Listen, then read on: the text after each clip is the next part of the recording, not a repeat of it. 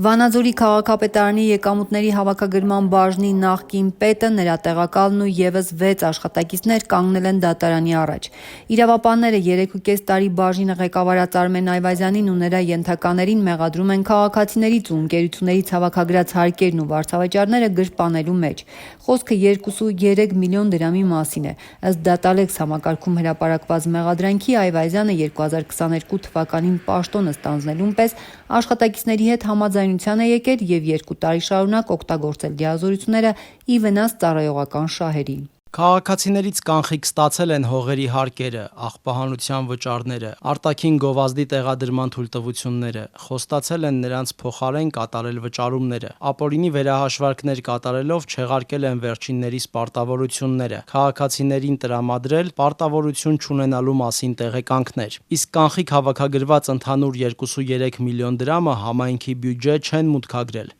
տնօրինել են անձամբ, էական գույքային վնաս պատճառելով Վանաձորին։ Որևէ մեկը չի հարցրել վերահաշվարկի հիմք փաստաթղթեր, այս տեղանքները հենց հիմա կան բազմաթիվ հավորավոր քաղաքացիների վերահաշվարկների հիմքերը եւ որևէ հիմքերի չեն ծանոթացել այս սուբյեկտիվ ձևի ասել են, որ վերահաշվարկները կատարվել է ապօրին։ Դա անգրագիտության նշան է,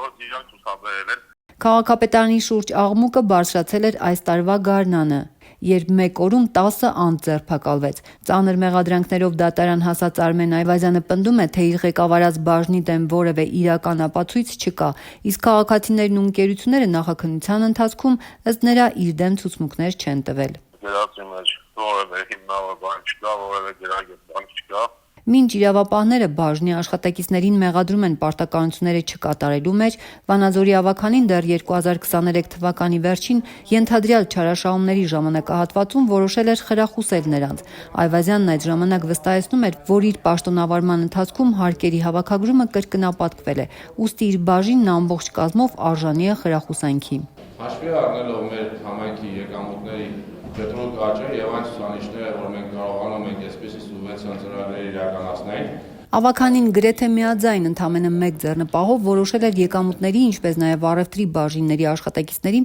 պլանը 100%-ով կատարելու դեպքում եռամսյա կմեկ պարգևատրել հավաքագրված գումարի 5%-ի չափով։ Խրախուսելու, որպեսզի ել ավելի մեծ գումարներ հավաքագրեն։ Թե ինչպես կհանգուցալուծվի դատական այս գործընթացը դեռ պարզ չէ։ Դատարանը վարույթ ընդունել է, բայց նիստերը դեռ չեն սկսվել։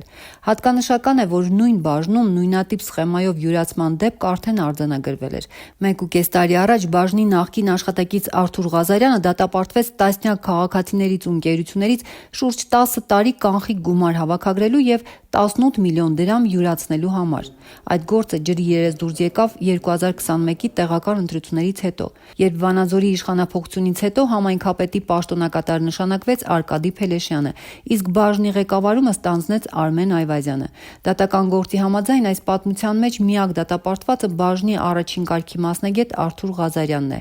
որն ընդունել է մեղքն ու ամբողջությամբ հատուցել 18 միլիոն դրամը։ Բայց ըստ իրավապահների նոր ղեկավարի օրոք ևս հին սխեման շարունակել է գործել։ Ի տարբերություն 4 տարվա պայմանական ազատազրկման դատապարտված Ղազարյանի, Այվազյանը մեղքը չի ընդունում եւ իրավական գործընթացը որակում է որպես քաղաքական ճնշում։ Նախ իր կինն էր ավագանու անդամ, հետո իր պաշտոնանկությունից հետո նրա փոխարեն ինքը ավագանու անդամ դարձավ։ Երկուսն էլ ապրելու երկիր կուսակցության ցուցակով էին ավագանի անցել։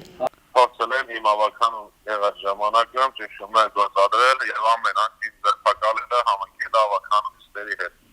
Արմեն Այվազյանը նախորդ տարեվերջին հասցրել էր հայտնվել նաև կաշառքի մեկ այլ գործի կենտրոնում։ Ձերբակալվելուց, ապա ազատ արձակվելուց հետո նա սեփական դիմումի համաձայն հեռացավ պաշտոնից, թեև այս դեպքով ևս մեղքը չի ընդունում։ Ուշագրավ է, որ համայնքապետի պաշտոնակատար Արկադի Փելեշյանը թափուր մնացած պաշտոնում նշանակեց հենց Այվազյանի կնոջը Լիլիթ Հովսեփյանին։